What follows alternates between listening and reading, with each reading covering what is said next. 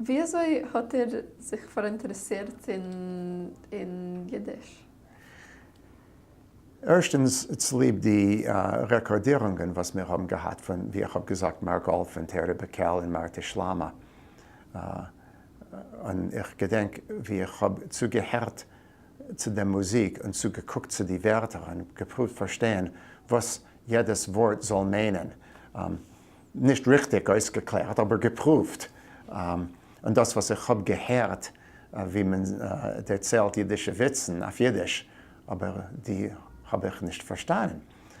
Wenn ich bin gewesen als Student in der Universität von Chicago, habe ich gehabt, das erste Mal eine Gelegenheit zu lernen, sich ein bisschen Jiddisch. Es gewesen ein Kurs von Hillel, Beis Hillel dort.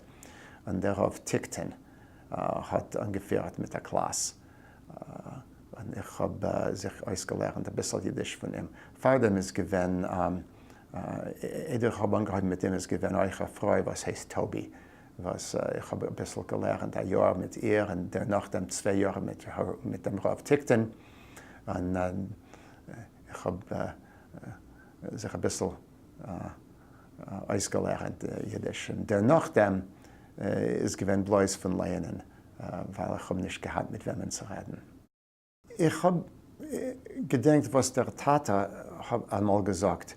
Wenn in Schule hat man bei ihm gefragt, für was redest du als Ivri mit einer aschkenasischen Ausrede?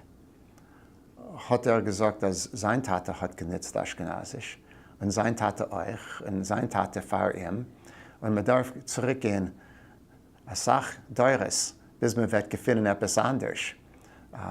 Und ich habe getracht auf dem und gesagt, ja, und sie haben alle geredet, Jiddisch euch. Wird Jiddisch euch mehr sein wichtig?